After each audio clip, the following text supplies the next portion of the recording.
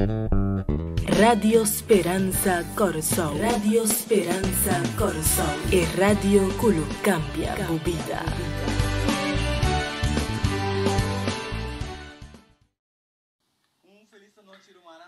Een gelukkige avond, broeders en zusters. En welkom aan onze vrienden en onze broeders. Dat we samen deze woensdagavond kunnen doorbrengen door middel van deze kanaal of radio. Dat we het boek De Daad bij het Woord kunnen repasseren. Het is een bediening van de christenen die we kunnen delen met onze vrienden en onze broeders. Door middel van de geestelijke dingen van God. Zoals altijd, voordat we beginnen, wil ik u vragen waar u bent om onze hoofden te buigen om te bidden. Eeuwige Vader, we zijn bedankt voor de dag van vandaag, dat u ons hebt gezorgd. Dank u, Heere, dat we op u mogen afhankelijk zijn en dat we u kunnen vertrouwen. En ook voor degenen die nog niet zich hebben aangepast, blijf met ons vanavond. En laat het toe dat we uw stem mogen luisteren en mogen bidden om uw wil te doen.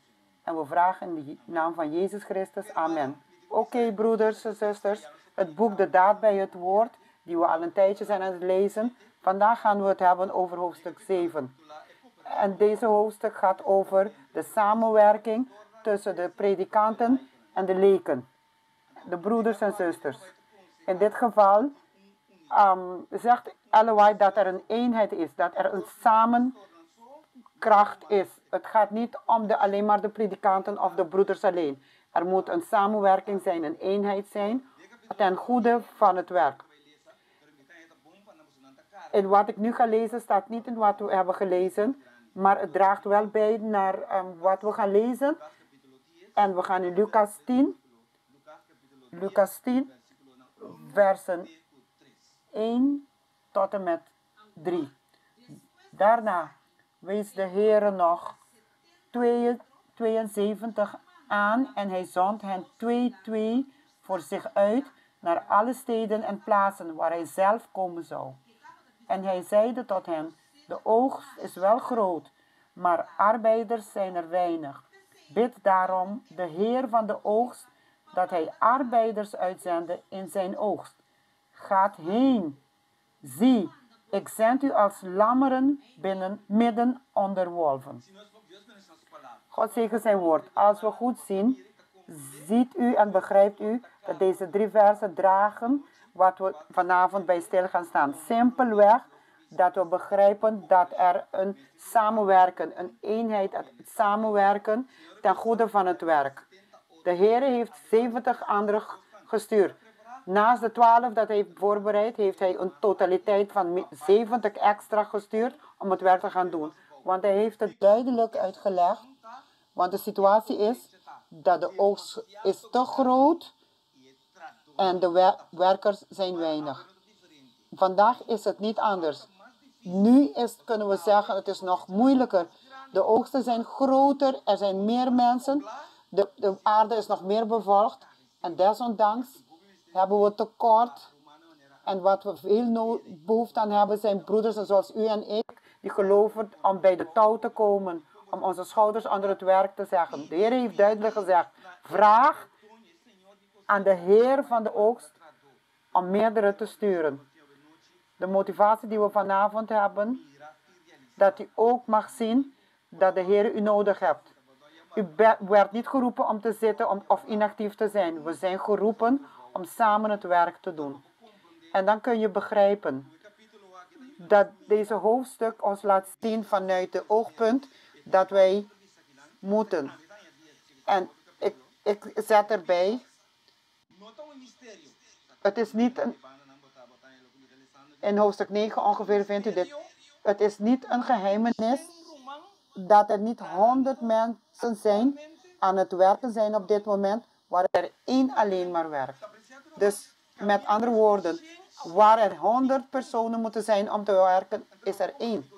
Dus daarom begrijp je waarom God met ons wil praten, zodat we realiseren het belang om te zien dat God op ons wacht. God heeft zijn werk compleet gedaan. En hij werkt nog steeds tot onze welzijn.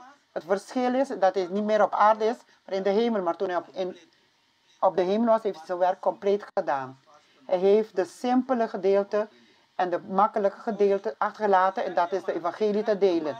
En het zegt, de grote roep van God, zowel voor de predikanten als de kerk van vandaag, is om in broederschap bij elkaar te komen en om de zendingsveld in te gaan. God zegt niet alleen maar aan de predikant in kant of de broeders aan de kant. Nee, hij praat over de totaliteit. Hij wil het werk afmaken. En hij vraagt, de Heer vraagt aan iedereen. Hij wil iedereen erbij betrekken. Want de tijd wordt steeds langer.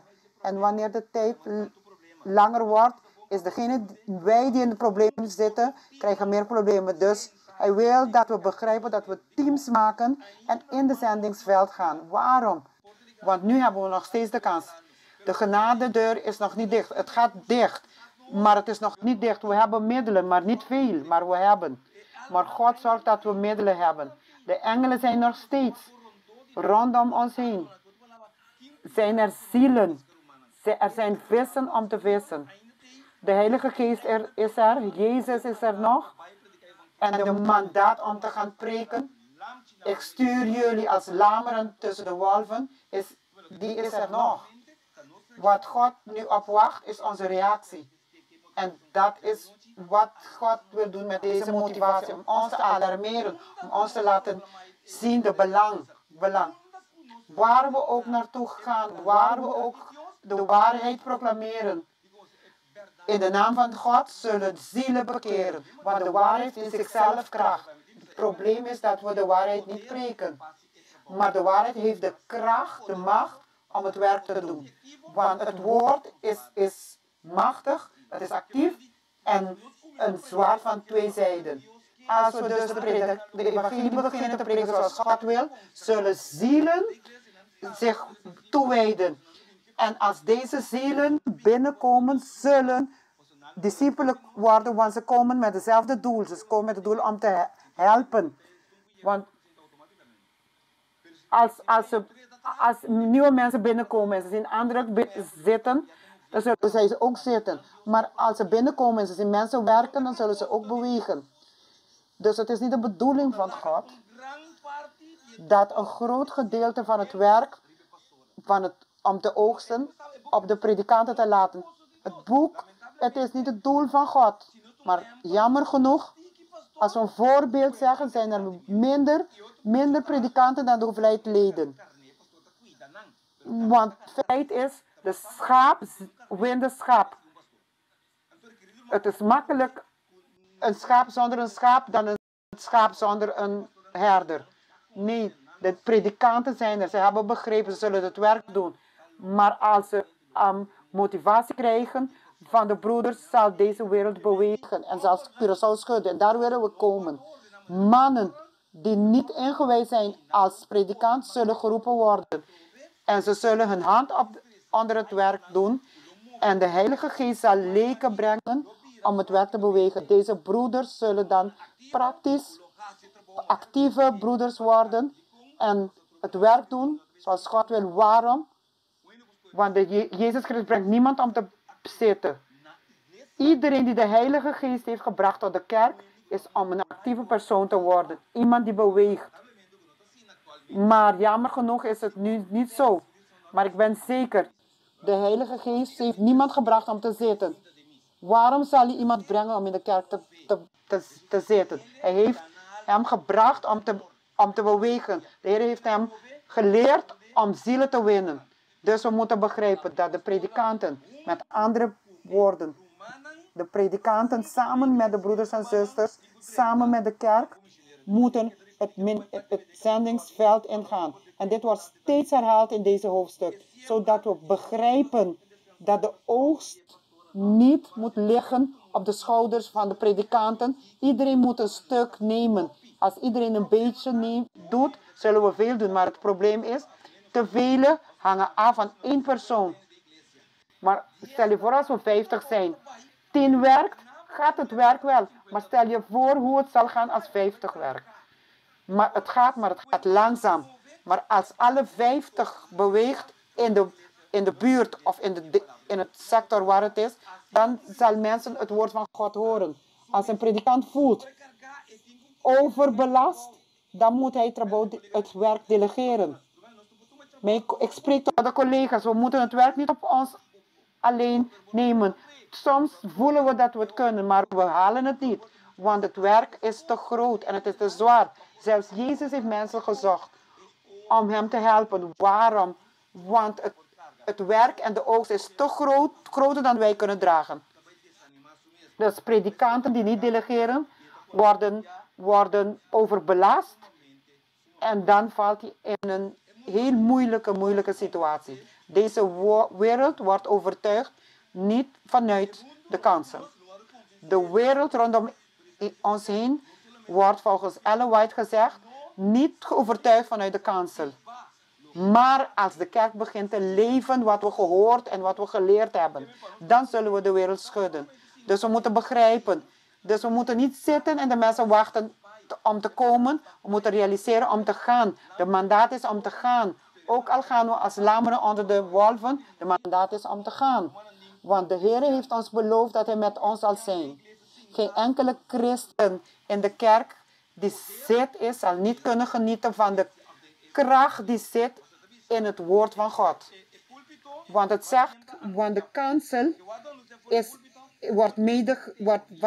wordt medegedeeld, is een theorie van de evangelie. Maar het woord, als we het in de praktijk brengt, dan is dat de kracht van de kerk. Als we kunnen beginnen te leven wat God ons heeft gezegd, zullen we de wereld winnen. Maar vaak geloven we dit. De preek is een klein onderdeel.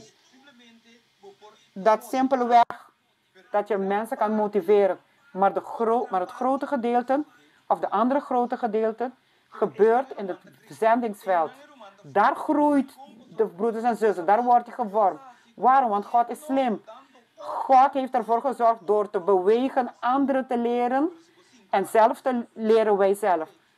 Als je zit en verwacht dat je professioneel wordt, dan zul je het niet bereiken in de geestelijke dingen. Want in de geestelijke dingen is God slim. Er is één vers. Als je één vers wil herinneren, dan moet je het aan 2, 3 mensen vertellen. Maar als je het voor jezelf houdt, dan vergeet je het. Zo, hoe meer je deelt, hoe meer je behoudt. Dat is de formule van God. Misschien in andere dingen is het anders. Dat is de formule van God. De predikanten kunnen een groot gedeelte doen. Maar dat gedeelte is nooit genoeg. Wanneer de kerk de andere gedeelte doet, dan complementeren wij een totaliteit. Dus een predikant kan iets heel groot zien. Maar als de hele kerk iets doet, dan is het iets heel supergroot. En dat moeten we komen te begrijpen. En daarom motiveren de predikanten om de waarheid te preken. Dus houd zichzelf niet in dat alleen maar de toegewijde predikant moet praten. Collega's, laten we meer mensen leren, meer mensen trainen. Hoe meer leker aan het werk, hoe meer terrein we kunnen dekken. En hoe meer impact we kunnen doen dan wanneer ik het alleen doe. De waarheid moet gestrooid worden. Overal gestrooid worden. Dat degenen die zeggen dat ze discipelen van Jezus Christus zijn, moeten de oogst gooien. We zijn niet geroepen. Als je gelooft dat je al gered bent, moet je ook helpen de anderen te helpen. Dus je moet anderen helpen tot hetzelfde niveau te komen.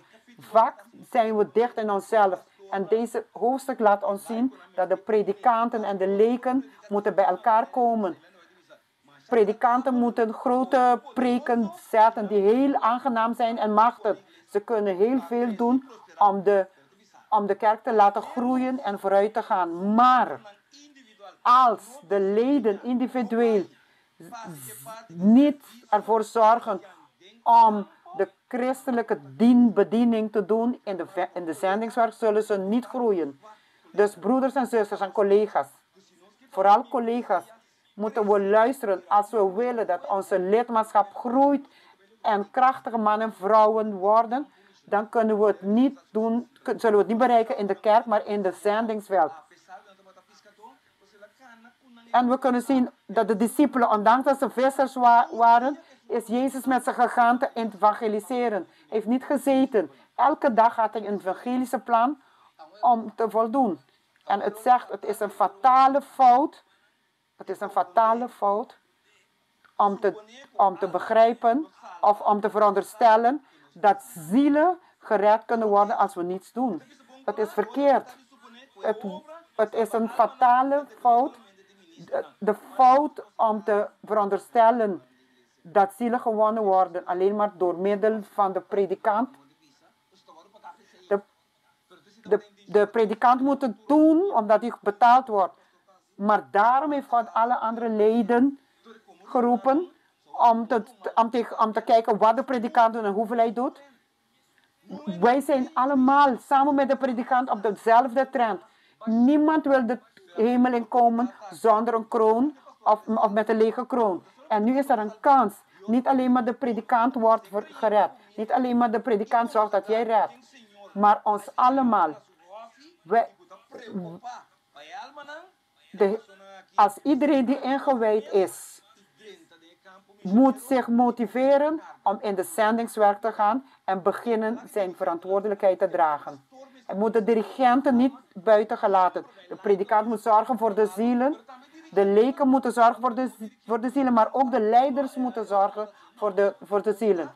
Nee, de leiders kunnen denken, nee, de anderen het doen. Nee, punt is, we moeten het allemaal bereiken. De leiders van de kerk moeten begrijpen dat de verlossingopdracht is om te verlossen, maar het geldt ook voor de leiders. Dat zij ook geroepen zijn, dat ze weten dat de verantwoordelijkheid, naast de verantwoordelijkheid van het redden van zielen, hun ook treft. Het is een totaliteit.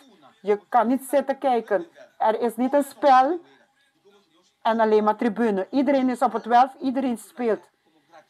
En dus is er iets dat we terug willen geven als dankbaarheid voor wat God voor ons heeft gedaan. Dus de Heer zal mannen en vrouwen roepen, handen op hen leggen, apart leggen, zodat ze het werk nu kunnen doen. En het kan gebeuren dat degenen die overbelast zijn, bijvoorbeeld een predikant, die zichzelf breekt en denkt dat hij het alleen kan doen zonder te legeren naar de kerk die hij onder zich heeft, zal eerder naar het graf gaan. Hij zal zichzelf vernietigen. Als hij zijn last niet deelt en laat de kerk voelen de last dat hij heeft, dan zal hij langer kunnen leven. Er zijn predikanten die zichzelf hebben vermoord. Omdat ze de kerk verwaarloosd heeft om de kerk voor te bereiden. De predikant moet niet geloven dat hij alle last alleen moet dragen. Soms voel je de broeders en zussen helpen niet. We moeten blijven vormen. We moeten blijven mensen instrueren en trainen in onze lidmaatschap. Leren. Het werk is van iedereen. Het is niet van een groep. Het werk, iedereen die God heeft geroepen. De geest der profetie zegt, iedereen die in deze werk is geboren als zendingling. Niemand wordt neutraal. Niemand is alleen maar in de tribune. We moeten allemaal naar het veld. Want wij werken allemaal voor dezelfde God. En uiteindelijk willen we van de Heer horen, ga naar binnen, getrouwe dienaar. Nee, getrouwe dienaar. En zij zullen toegang en een plek krijgen. Dus de predikant hebben we onze verplichten.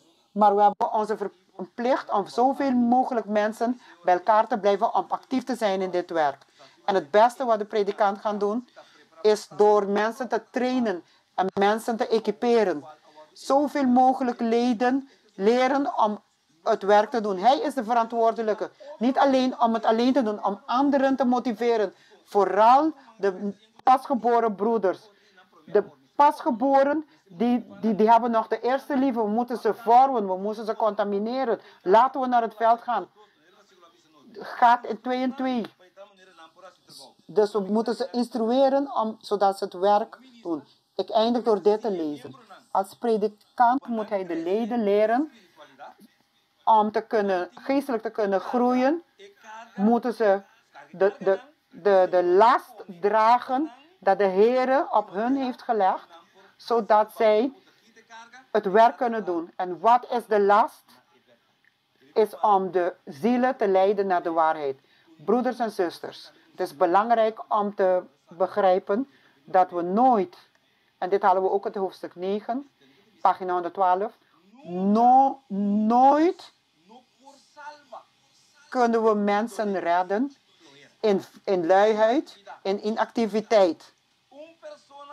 Een persoon die waarlijk bekeerd is, kan niet een leven leven dat niet nuttig is en steriel. Als iemand bekeerd is, moet je het in zijn leven zien. Als je het in zijn leven ziet, is dat hij dan niet bekeerd is. Dat zegt de geest en profetie. Als iemand die echt bekeerd is, kan niet een leven, onnuttig leven en een steriele leven. Geen enkele luie persoon zal de hemel ingaan. Degene die weigeren om met God samen te werken op deze aarde, kan hem ook niet in de hemel dienen. Dus er is geen garantie, dit is zeker om deze personen naar de hemel te brengen. Dus geliefde broeders en zusters, kunnen we begrijpen dat de Heer tot ons heeft gesproken en gemotiveerd. Er is een groot werk te doen. De oogst is groter dan de kerk. Nu is. Waar er 100 bezig moet zijn te werken, is er 1. Dus wat God aan het doen is u en ik te roepen. En ik weet dat u de Heer heeft gehoord. En ik weet dat u de Heer heeft begrepen. Broeders en broeders die nu hun best doen, doen wat ze kunnen doen. Maar weet u wat lekker is, heerlijk is, als we allemaal besloten om het te doen, want ik wil ook het eeuwig leven bereiken. Wil je de Heer beloven waar je bent? Heer, ondanks alles in quarantaine, zijn we actief. Begin me te motiveren in deze quarantaine, dat wanneer het eindigt, dan ben ik klaar. Want daar moeten we komen. Er is geen excuus. In quarantaine, als je zendeling bent, dan zorgt de Heer ervoor dat er werk is om te doen. Dus, ik ga nu bidden. Want ik weet dat u de Heer heeft begrepen vanavond. Laten we met de Heer praten. Eeuwige Vader, we zijn u dankbaar voor de instructies van vanavond. Heer, help ons. Dat wanneer de lijst voorbij gaat, willen wij dat onze naam ook op die lijst staat. Geliefde Vader, als we inactief zijn, als we lui zijn, als we niets doen, we willen u vragen om ons te helpen. Vader van liefde, help ons om te groeien. Laten we het belang begrijpen dat u nu verwacht dat we onze talenten, capaciteiten inzetten, wat we kunnen om in het werk te zetten, zodat zielen overtuigd kunnen worden van de waarheid en dat ze thuis mogen komen en dat wanneer de genadedeur dichtgaan, dat onze vrienden, familieleden, alle rondom ons heen hebben gehoord over Jezus Christus. Wees met ons, heren. Vergeef ons van onze tekortkomingen. Bedankt voor de nieuwe kans. Vragen we in de naam van Jezus Christus. Amen. Radio Speranza Corazon. Radio Speranza Corazon. E Radio Culucambia Bubida.